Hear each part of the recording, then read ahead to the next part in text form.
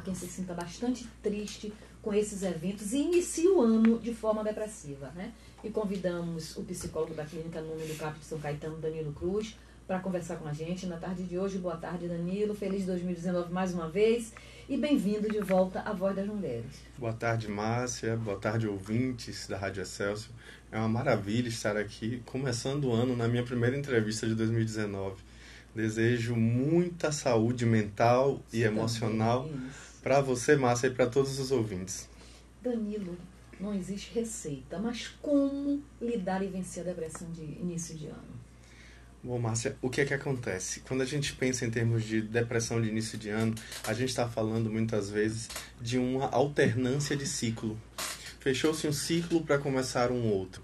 E isso tem conteúdos de luto, né? Conteúdos muitas vezes de crenças limitantes que a pessoa traz, que acabam trazendo também, junto com elas, consequências ruins, porque os comportamentos das pessoas são muitas vezes direcionados por essas crenças. E ninguém é obrigado, quer dizer, não é uma coisa coletiva, todo mundo tem que estar alegre, todo mundo tem suas questões. Ninguém é obrigado a ser feliz. É importante a gente lembrar disso, né? Tem pessoas, inclusive, que ficam extremamente irritadas com essas propostas de ser feliz de tal jeito, tal forma de ser feliz. E isso é realmente algo para a gente tomar muito cuidado, porque, infelizmente, tem muita gente interessada em explorar esse tipo de crença e as pessoas acabam caindo, né, nessas perspectivas. E é interessante que, quando a gente está num momento de fragilidade, como é o caso de algumas pessoas que estão enfrentando o que se chama pela ciência de depressão sazonal. Sim. Às vezes não é nem depressão, Márcia, às vezes é só uma tristeza. Um estado depressivo. Às vezes é uma tristeza. Por quê? Porque a pessoa está terminando um ciclo, muitas vezes não conseguiu concluir as metas que tinha tentado imaginar cumprir até o final do ano, não conseguiu. Isso entristece. Vale também lembrar um outro fator que é crucial. Fim de ano, época de festas, época de reencontrar pessoas, o passado vem à tona, reencontrar familiares, e o passado vindo à tona, obviamente os afetos, desafetos, isso mesmo. Tudo isso vem, e como lidar com isso, né? Foi feito estudos, isso na década de 80 do século passado, sobre, por exemplo, crianças que têm pais que se separaram, filhos de casais que são separados. Lá naquela época já foi encontrado o fato de que nessa época essas crianças tendem a ter uma tristeza mais frequentemente. Por quê? Porque é o momento em que tem que decidir, vai passar com quem, vai reencontrar, eles vão se ver, pode ter uma briga, como é que vai... Então, tudo isso é fator que deve ser levado em consideração quando a gente pensa em termos de tristeza de fim de ano e de começo de ano, porque essa tristeza às vezes perdura e vem a, infelizmente, dar uma tônica, um tempero para o começo desse novo ciclo que se inicia, que é apenas um ciclo arbitrário, né, Márcia? A gente sabe que, na verdade, alguém convencionou que o dia 1º de janeiro é o começo do ano. Antigamente era 21 de março. É simbólico. Então, eu ontem estava vendo no Fantástico que na Espanha o Natal quer dizer, eles comemoram como se fosse o Natal o dia de Dia Reis. de Reis, exato. Onde as crianças recebem um presente, as crianças colocam seus sapatinhos para que os Reis Magos... E aqui a gente usa branco, mas se você for em outras culturas, como por exemplo no Egito, usa-se marrom, na Arábia Saudita usa-se azul. Isso. A gente vai ver, na Tailândia também usa-se marrom. Então, como é tudo cultural, a gente sabe que isso é cultural. São comportamentos para lidar com esses fechamentos de ciclo e reabertura de possibilidades. Essa simbologia, então, né? É um grande símbolo que a gente está vivenciando aí, que na verdade simboliza o que se passa dentro de nós no final das contas. Né? É o que passa dentro de nós. É novo ciclo, novo momento, novas oportunidades, um crescimento possível, um crescimento viável, uma coisa que pode acontecer. Ou um período de lamento, de queixa, de dúvidas, de angústias.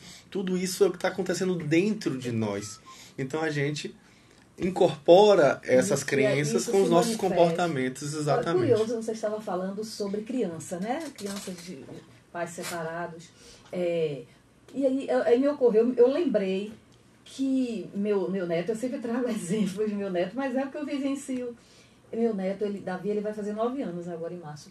E quando deu férias, quer dizer, o último dia de aula, quando eles se despediram, né, da professora, eles choraram. Sim, claro, porque é óbvio, é um momento de fechamento de ciclo, é realmente uma despedida. Você está saindo do círculo de convívio imediato com aquela professora. É emocionante dar esse tchau, não é fácil lidar. Eu sentia isso com meus filhos, quando terminava o ano, que a gente acabava se afeiçoando como eles, né? Porque, e não só términos, começos também. Eu imagino que quando você levou seu filho lá para a escola pela primeira vez, no primeiro dia, você também se emocionou, você também se inquietou. Muito. Então, isso quer dizer que inícios também geram esse tipo de sentimentos, de afetos, que são, às vezes, difíceis de lidar, não são tão simples. Falando mais assim sobre esses sentimentos que afloram nessas pessoas, né?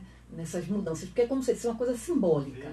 É um dia hoje, 31, nós estamos em 2018, depois da meia-noite a gente já começa um novo ciclo, né? Isso. Simbolicamente, um outro ano. E aí a gente vem com muitas emoções com relação a isso, muitas expectativas, medos, né? Receios, às vezes sonhos, vontades, desejos. O que é que acontece com isso tudo?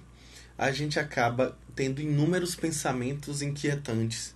E para apaziguar esses pensamentos e essas emoções, a gente recorre a alguns comportamentos, às vezes ritualísticos, para lidar com esse tipo de coisa. E aí vem muitas das nossas superstições. Isso. Por conta dessas questões. A gente não sabendo lidar, tenta lidar de uma forma pronta, de uma forma prévia, aí faz uma simpatia. Vamos pular 7 ondinhas. 7 ondinhas, bota o caroço de não sei o que na carteira, a folha de louro, não sei o que. Aí eu brinco dizendo que tem que comer 2 frutas apenas e botar o caroço na carteira. 2 abacates, coloque o caroço na carteira que eu quero ver como é que vai ser. Mas é verdade, né? Eu acho que para lidar com tudo isso, né? Aí as pessoas recorrem. E você falou uma coisa assim tão séria, com relação assim, à fragilidade das pessoas, né? Você se acaba pegando para receitas prontas, né? Que você fizer isso, você fizer determinada... Aquilo acontece... Vai que dá certo, né? Eu vou fazer, mal não vai fazer. A gente usa isso muito, né? Se bem não fizer, mal não faz. Então eu vou tentar. É como jogar na loteria, né? Com esperança, é uma forma da pessoa realmente colocar ali, de forma ritualística, a sua esperança. Para ela, aquilo ali é um símbolo. Símbolo é uma palavra que vem do grego, que significa aquilo que une. Aquele que une, que junta, que agrega. É o contrário da palavra diabolo, que é a que vem a origem da palavra diabo, que é aquele que divide, aquele que separa, que desagrega, que fragmenta, né? Então, é interessante porque une o quê? O que é que o símbolo une? Você com aquilo que você deseja, aquilo que você almeja, aquilo que você... Então, o ritual ele serve de símbolo como um elemento unificador. Também. Que tenta agregar... Você recorre ao símbolo para isso. A questão é que o símbolo, Márcia, é um meio de transporte. Muita gente usa o meio de transporte que não quer sair dele. Sim. Aí é superstição. A pessoa fica presa ao símbolo e não ao que ele está simbolizando. E não ao que realmente interessa, o que é essencial na questão. Então, apegar-se aí pode ser um problema porque, às vezes, você perde a fluidez, você ganha, na verdade, um pensamento estanque, o que a gente chama em psicologia de fixidez funcional, que é aquela cabeça dura, fechada, que não abre, que não tem flexibilidade, sabe? E isso que gera muitas vezes sofrimento. Aquela pessoa supersticiosa. Demais, às vezes tudo tem que ter um ritual e às vezes, inclusive, isso beira, se não já é, um comportamento obsessivo compulsivo. Tá? O toque. Exato. O toque é uma das formas de comportamento. Mas eu pensei no toque. Sim, né? Que gera sofrimento para a pessoa. Você se limita ali. Isso. Né? Isso. Pois é. E também uma outra coisa, Danilo, que acontece, né? É que a saudade de quem se foi, né? Nesse momento, nesse final de ano, ele fica mais exacerbado. E assim, como é difícil, né? Como superar o luto e encontrar a paz? Nesse momento que a gente muitas vezes vai ter dificuldade porque lembra da convivência da pessoa. Nesse momento é o momento em que o luto está sendo construído para que a pessoa consiga elaborá-lo. É o momento em que a gente realmente está revivescendo. É um momento, é como se abanasse a brasa ali, acende a saudade, a angústia. É o momento que a gente lembra, às vezes com carinho, às vezes com pesar, a perda da pessoa, né? Só que eu gosto sempre de lembrar que ninguém perde aquilo que nunca teve, não é nosso. A gente precisa reestruturar essa vivência e perceber que aquilo ali foi parte importante na nossa história. E que com certeza a pessoa, estando viva, estaria muito feliz se você lembrasse dela com muito carinho. Então é interessante que a gente tenha um olhar de que a saudade, ela é inevitável, não tem como você não sofrer, não tem como, é uma falta que vai permanecer, o resto da vida, né? Aquilo ali, você vai se reconstruir ao redor daquela falta. Não é uma coisa que simplesmente vai ter uma fórmula, faça assim que você vai matar a saudade. Não dá para matar a saudade. Escreva uma carta, queime na vela, jogue as cinzas na água, etc. Eu posso falar 1000 coisas aqui, mas na verdade nada disso realmente estanca a dor da ausência de alguém que a gente ama. E nesse momento é um momento que a gente sente muito fortemente, né? Então, com certeza, é mais uma grande oportunidade que a gente tem de elaborar, de ressignificar. Isso é uma palavra legal, a palavra ressignificar, que é a mesma origem da palavra resignar. E aí uma resignação não passiva, apática, e sim uma resignação ativa, de reconstrução, de dar um novo significado. E isso aí é que é interessante, a gente exercitar essa possibilidade de atribuir um novo sentido para aquela vivência. A gente cresce, a gente amadurece com isso. E tem pessoas que eu mesmo tenho amigas que lidaram, de certa forma, não vou dizer ninguém lida bem com luto, mas, na medida do possível, soube lidar. E outra que não lida, não consegue, entendeu? Então acha que o fim de ano acabou. E não é verdade, como você diz. Você pode ressignificar. Existe essa possibilidade e é algo viável, é algo possível.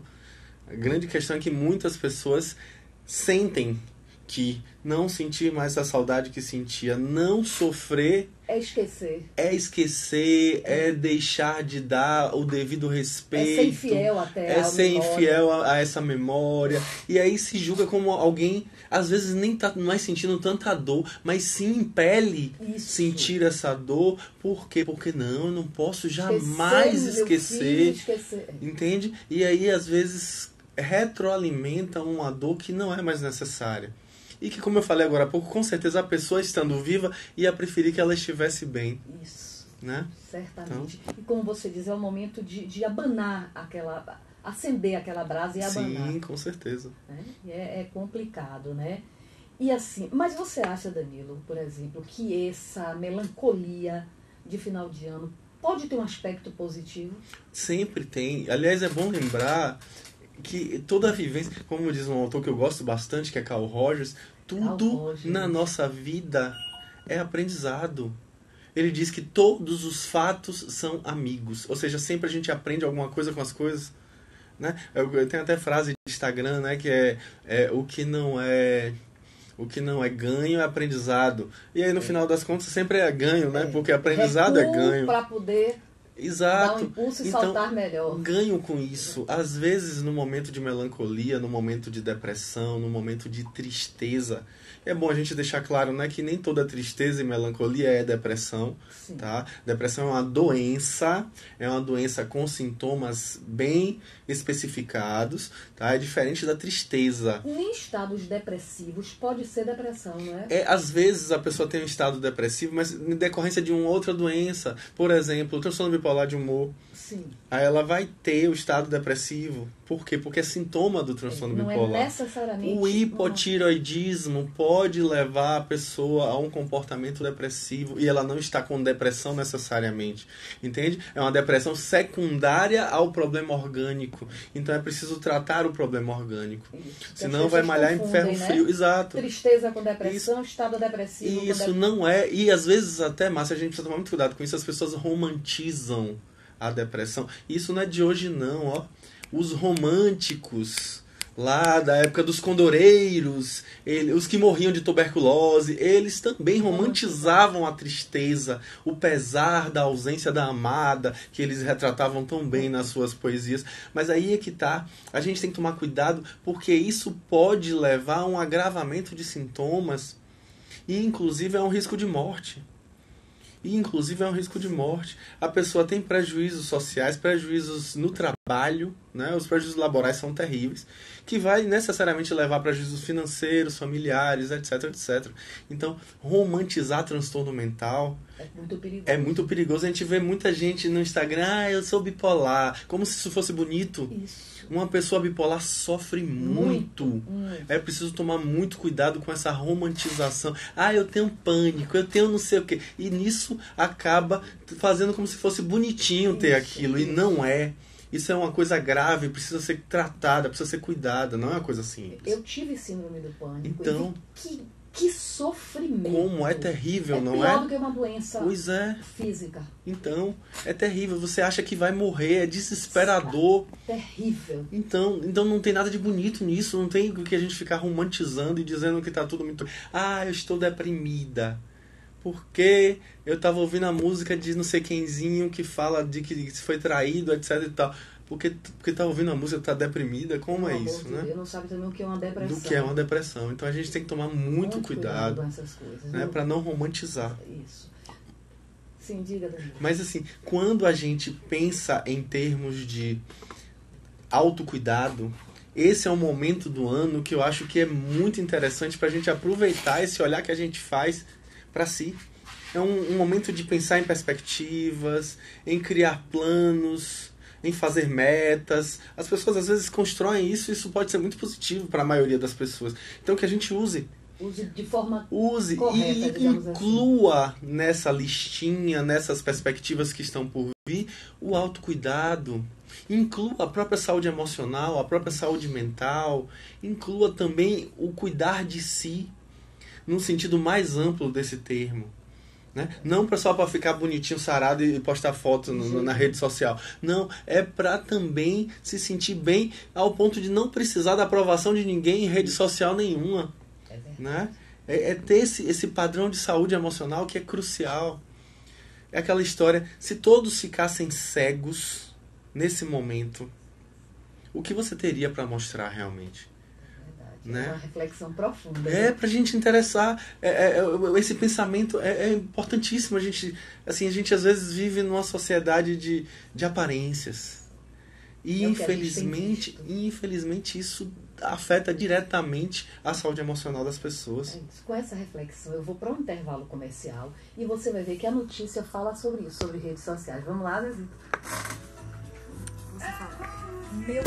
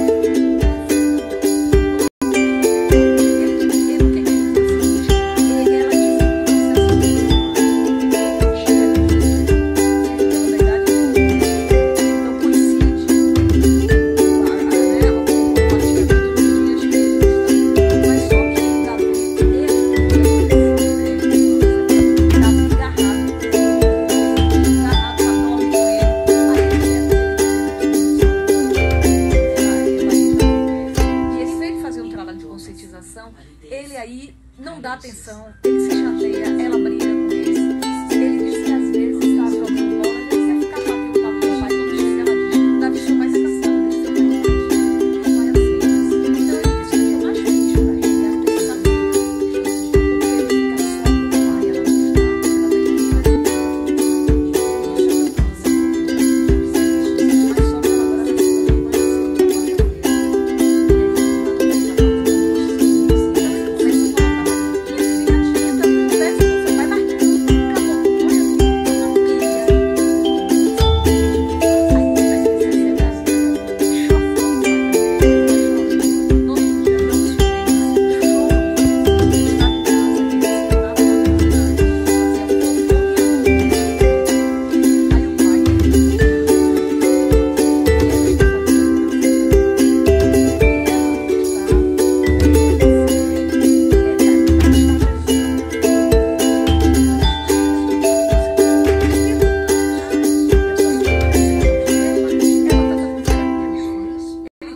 também, ela vai na terapia, ela diz que ele tem que resolver isso com o pai dele. E a incompetência dele, ele joga mais. Aí Natal ele foi chorando.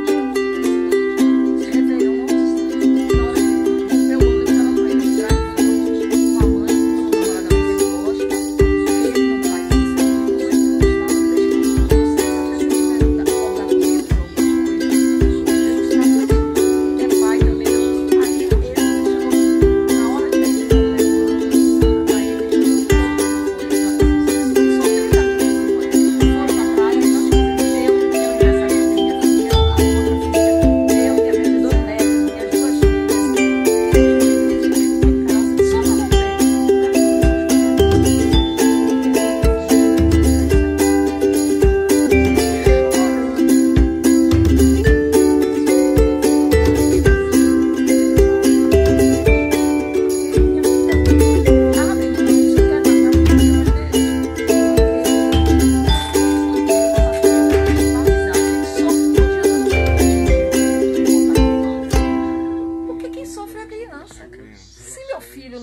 Comigo, eu tenho que resolver isso com ele, não é com o pai dele. Não é? Eu tenho que ver o que está acontecendo na minha relação com ele.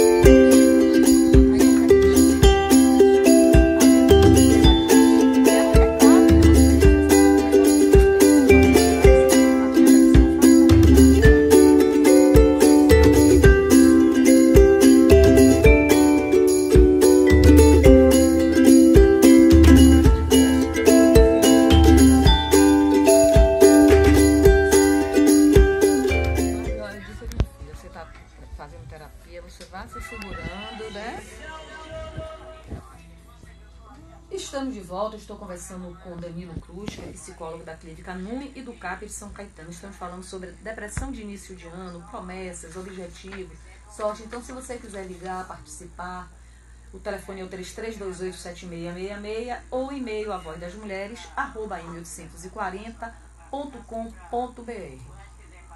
Tem um e-mail de Rosa aqui.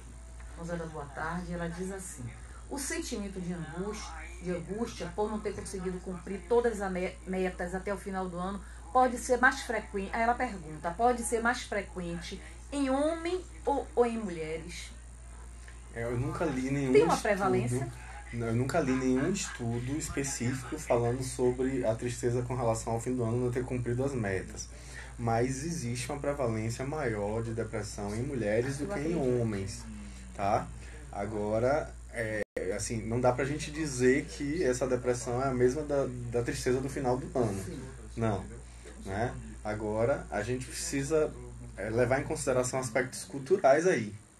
Às vezes, a própria a estrutura familiar que a gente vive na nossa cultura sobrecarrega as mulheres de tal modo que muitas vezes nesse período do ano elas se sentem mais fragilizadas por conta das tantas coisas que elas se veem obrigadas a fazer.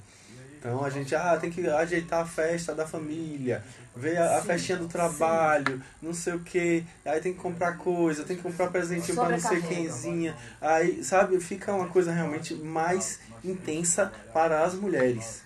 E outra coisa também que é importante, as mulheres muitas vezes se sentem muito mais abertas a expressar suas emoções, até porque são educadas assim, o homem não chora, o homem é educado a dizer que o homem não chora, e aí nessa, quando o homem deprime, os sintomas são mais intensos, viu, Márcia? Isso é importante também levar em conta, porque as pessoas às vezes levam em conta que na mulher a coisa vem de um jeito que a mulher está acostumada, habilitada a lidar com emoções.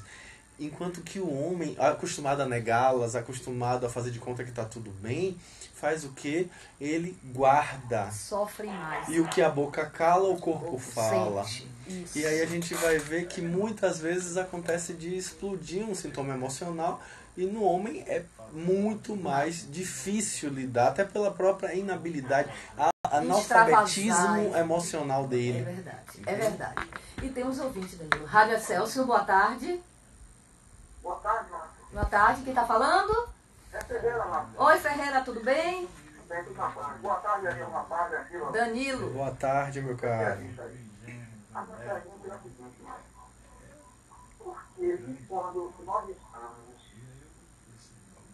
com a possibilidade de passar por um problema, isso mexe tanto no nosso estado emocional, entendeu?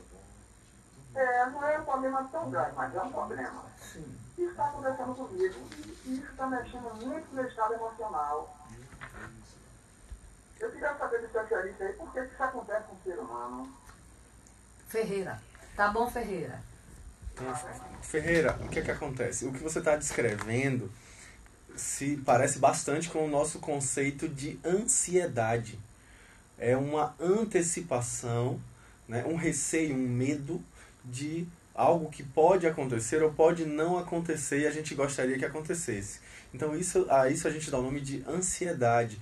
Às vezes a gente está com um problema e está com dificuldade de perceber uma solução para esse problema, de ver uma forma de resolvê-lo e fica com aquilo ali impregnando a nossa vida o tempo inteiro, incomodando nossos pensamentos, incomodando nossos comportamentos, nossas emoções, e ali a gente percebe que na verdade a gente está vinculado emocionalmente com aquilo. É uma situação em aberto, uma situação que não foi resolvida. E por conta disso, a gente fica ansioso. Então, esse problema da ansiedade é, como eu falei agora há pouco, uma antecipação. É um medo de que algo possa acontecer ou não, no caso da gente querer que aconteça. Então, é importantíssimo a gente focar nessa emoção e perceber o que a gente pode aprender com ela. Que às vezes a gente não percebe, mas a gente pode aprender coisas boas com algumas emoções ruins. Positivo, né? Por exemplo, eu gosto sempre de lembrar a questão da autossabotagem. A gente tem medo de passar por uma autossabotagem, né, Márcia? É terrível. Autossabotagem, meu Deus do céu, que coisa horrível. Não, autossabotagem é bom, porque é uma oportunidade de a gente rever o que é que está realmente incoerente em nossos comportamentos. Porque se eu desejo fazer uma coisa, mas me saboto, quer dizer que uma parte minha não está desejando aquilo, não. Então eu preciso ver qual é a fonte desse conflito para poder me integrar a ela e passar a ser mais coerente. Reaver quais são realmente os meus desejos, reavaliar quais são meus anseios, o que realmente tem ali que está estabelecendo aquele conflito. Então, ter uma situação de autossabotagem é uma oportunidade de revigorar essa coerência que nós tanto almejamos. Ou como ato falho, né, Sim. Danilo? Às vezes você tem um compromisso e você esquece aquele compromisso. Na realidade, você não queria ir. Às vezes, é exatamente isso, Márcia. A gente precisa repensar o que é que realmente fez com que eu tivesse aquele ato falho, o que é que realmente me suscitou a não conseguir fazer aquilo que eu planejava, por que eu me sabotei. A pergunta é essa. Em vez de ficar lutando contra, é bom a gente lembrar que a gente não luta contra, se a gente luta contra a gente mesmo, invariavelmente a gente perde. Isso. Porque se uma parte minha ganhar, a outra tá perdendo, também sou eu tô perdendo. Verdade. Né? Aí a gente fica negando coisas em si. Aí eu gosto sempre de brincar, Márcia, falo muito isso com meus alunos. Obrigada, viu, Ferreira? Um abraço para você. Falo muito isso com meus alunos e também com alguns pacientes. A questão de que a gente, quando nega uma coisa, a gente afirma essa coisa. Sem querer, sem perceber. A gente retroalimenta a afirmação. Negando. Quer ver, por exemplo, Márcia? Sim. Márcia, não pense num cachorro preto de coleira vermelha. Mas você vai... Já só pensou. vem a mente... Já pensou, não foi, Márcia? Então, Foi. assim que funciona a mente da gente. Quando a gente nega algo, a gente retroalimenta aquilo dentro da gente. Então é preciso que a gente aprenda a integrar. Em vez de lutar contra, que a gente abrace, que a gente coloque no colo e consiga lidar com aquilo. Aquele afeto ruim, aquela coisa ruim, aquela característica negativa que a gente julga ter. Às vezes aquilo é o que a gente está precisando botar no colo para integrar e passar a ser mais coerente consigo mesmo. Danilo, sabe o que aconteceu comigo? Uma vez eu me chateei com uma pessoa amiga, e escrevi para minha irmã, relatando que eu estava chateada, e mandei um e-mail para minha irmã: eu estou muito chateada, porque eu não esperava isso. E aí me desabafei com minha irmã, mas não foi para minha irmã que eu mandei o e-mail. Eu mandei um e-mail para a pessoa que eu estava chateada. E depois, quando eu vi, e o que é isso? É um tipo de autossabotagem.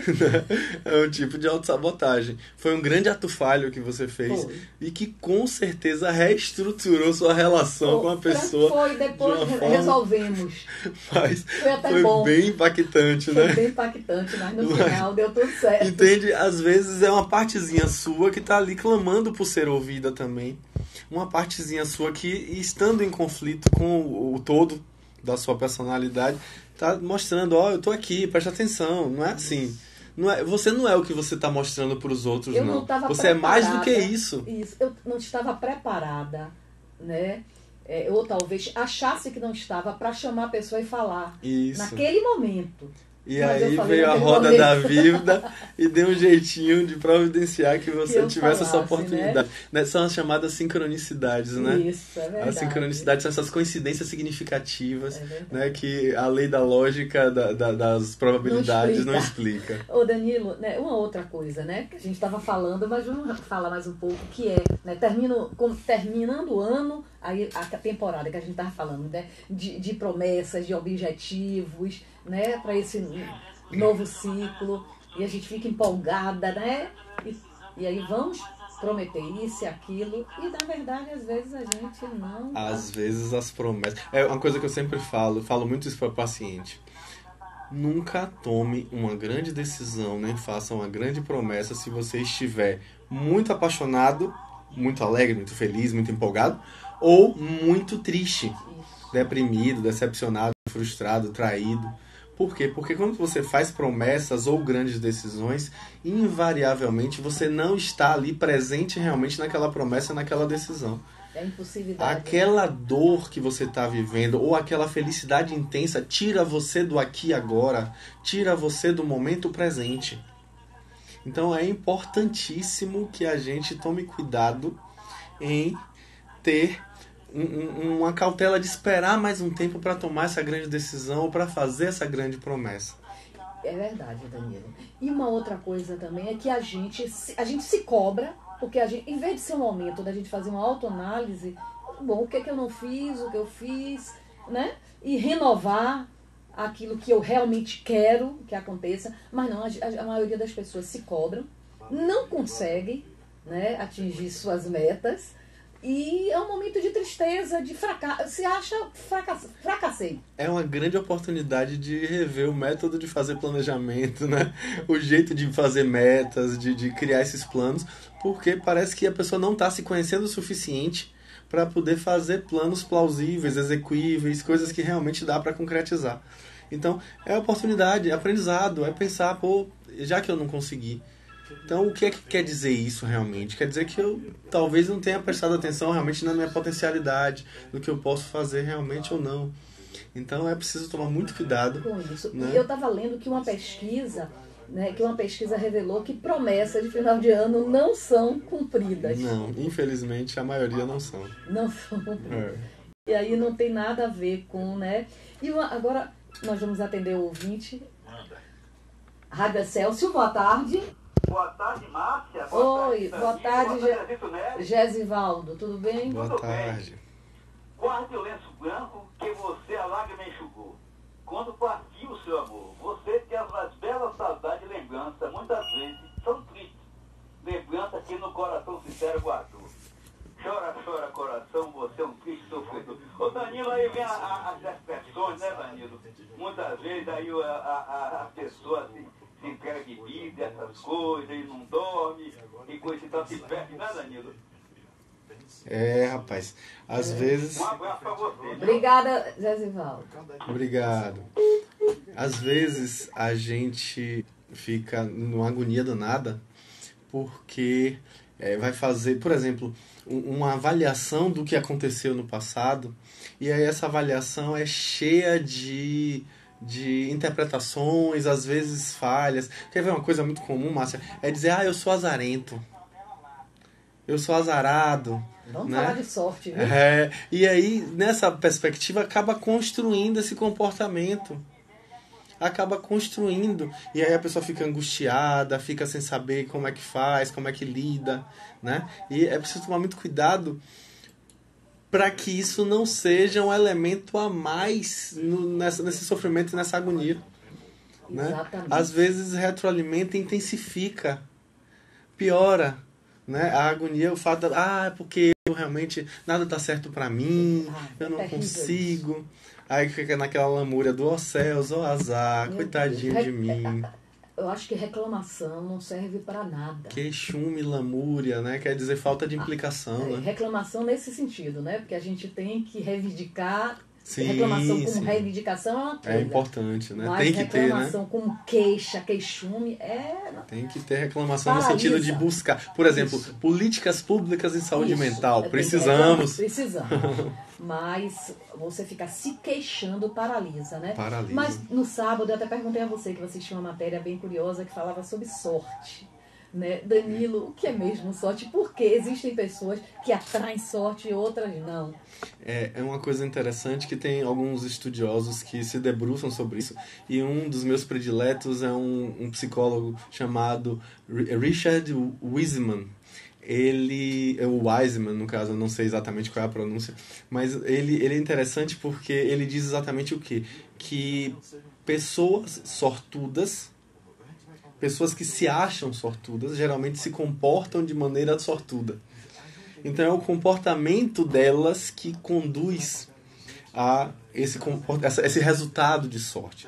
Ele elenca 3 aspectos importantes, né, com relação à sorte. Ele diz que é preciso expectativa, autopercepção e preparação.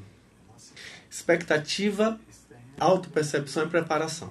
Um exemplo bom foi um goleiro que ficou famoso na Liga dos Campeões lá na Europa por ter defendido numa cobrança de pênalti. Ele defendeu 3 pênaltis, tá?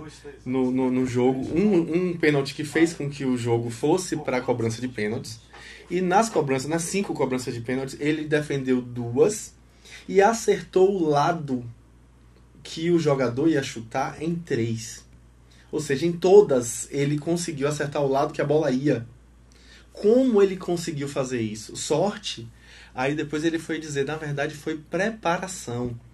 Ele se debruçou a estudar as cobranças de pênalti do time adversário dos últimos 5 anos. Poxa. E sabia exatamente qual era a tendência que tal fulano lá que estava chutando naquele momento. Geralmente ele chuta no canto direito, rasteira. Ele foi para aquele lugar e era exatamente onde o cara ia chutar. O que você pensa de sorte é na percepção verdade, e estudo. Exato. Então a pessoa se prepara e vai. Ele tentou. O outro poderia chutar para o outro lado, poderia, mas ele tentou e conseguiu. Então tem muito de comportamento de preparação. De fé, quer dizer, isso, a pessoa que se em psicologia social existe um conceito que é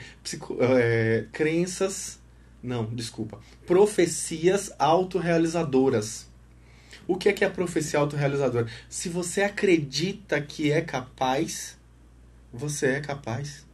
Você vai se comportar como uma pessoa capaz e com isso as suas chances de conseguir aquilo vão ser muito maiores. Já teve um baiano que ganhou 3 vezes na loteria. Tem há muito tempo atrás. Um grande empresário que fala isso, né? Quanto mais eu trabalho, mais sorte eu tenho. Então, o tempo inteiro a gente fica nessa explicação de sorte ou azar. É interessante que às vezes não é bem assim, né? Tem uma historinha, eu vou ilustrar bem brevemente, Márcia, do menino que queria ter um cavalo. E aí o cavalo, ele era muito pobre e não tinha como ter um cavalo. Aí entra na aldeia dele um cavalo selvagem, para na frente da casa dele. Todo mundo com medo do cavalo, o menino vai lá, o cavalo se permite ser tocado pelo menino, o menino pega o cavalo, leva lá pra dentro. cria uma espécie de Curral, cerca, exato, um curral atrás da casa e cuida do cavalo, adestra o cavalo, lindo, lindo, lindo. Aí o vizinho vira pro pai e diz assim, mas rapaz, que sorte do seu filho. Ele queria ter um cavalo, o cavalo apareceu. Todo mundo podia ter pego o cavalo, quer dizer, que o cavalo... Exato. Aí dá uma semana, o cavalo foge. Que azar do seu filho. Ele queria um cavalo, o cavalo veio, depois fugiu e agora ele tá ali chorando. Dá mais uma semana, o cavalo volta com um monte de cavalos selvagens, liderando os cavalos. Vão pra casa do menino. Aí o vizinho, meu Deus, que sorte, agora vocês estão ricos, vão vender cavalo. Que maravilha, né? Aí o pai olhar pra ele assim, pode ser sorte ou azar, só o futuro dirá.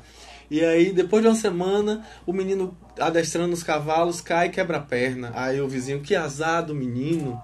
Ele queria um cavalo. Aí faz a história toda de novo, né? Aí o pai diz, pode ser sorte ou azar, só o futuro dirá.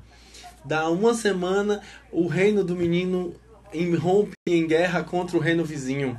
Todos os jovens são alistados, inclusive o filho do vizinho. Mas o menino não vai pra guerra porque ele tá com a perna quebrada. Que azar, ou que sorte do seu filho. Ou seja, sorte ou azar, só o futuro dirá. Não tem como a gente dizer, né? Você agora, é sortudo. Exato, não tem como. Mas é interessante que a gente perceba que nossos comportamentos, nossa disponibilidade, nossa abertura às possibilidades, a exploração das nossas potencialidades, com certeza. E fora que eu não estou nem citando aqui alguns estudos de física quântica que falam da possibilidade de alterar a lei das probabilidades. Com o pensamento positivo, né? Não quero aquela neura de pensamento positivo pseudocientífica que muitas vezes a gente vê por aí, de achar que, vamos fazer só pensamento positivo e tudo dá certo. Não é bem assim não, tá? Mas alguns estudos de física quântica vão mostrar que sim, o pensamento tem a possibilidade de alterar os eventos. Eu acredito também. Bom, e antes de chegar ao nosso finalzinho, nós temos... Ih, já passou, mas eu quero que rapidinho você fale que nós estamos... Você vai voltar a falar sobre isso. Nós estamos em Janeiro Branco, na campanha Janeiro Branco. Você vai falar assim, rapidinho, porque você vai retornar para a gente falar de fato sobre o assunto, sobre essa campanha. Né? Janeiro Branco é uma campanha que foi oriunda do interior de Minas Gerais. Alguns psicólogos que se reuniram para poder propagarem a ideia de que é necessário a gente cuidar da saúde mental, saúde emocional. Então usou-se o janeiro por ser um período justamente de reinício, de novo ciclo, de abertura para a possibilidade de cuidar das emoções, e a cor branca por ser integradora. A cor branca em física é a união de todas as cores. Sim. Então é a roupa que muitas vezes a gente usa no final de ano para comemorar a chegada do novo. Então por isso o janeiro branco. Usa-se essa campanha justamente para fomentar o autocuidado no sentido emocional, no sentido da saúde, realmente de nossos comportamentos, nossos relacionamentos, e nossa relação com o trabalho, nossa relação conosco. Então é um período que é realmente interessante e a gente vai falar daqui a pouco, né, em breve, daqui a muito pouco tempo de preferência, sobre isso, porque é realmente muito importante a gente focar na nossa saúde emocional. E obrigada mais uma vez, Danilo, até breve. Eu que agradeço, Márcia, e desejo muita saúde emocional, muita saúde mental para a população que nos ouve e que a gente consiga mobilizar os nossos governantes para priorizarem isso. Isso, concordo. E agradeço aos ouvintes pela audiência, pela paciência. Eu sou Márcia Mendonça, vim aí o programa Entre Amigos com Ivanildo Fontes, produção de Danilo Alves. Fiquem com Deus. Mais uma vez, obrigada, Danilo. Um abraço, Zezito, e até amanhã.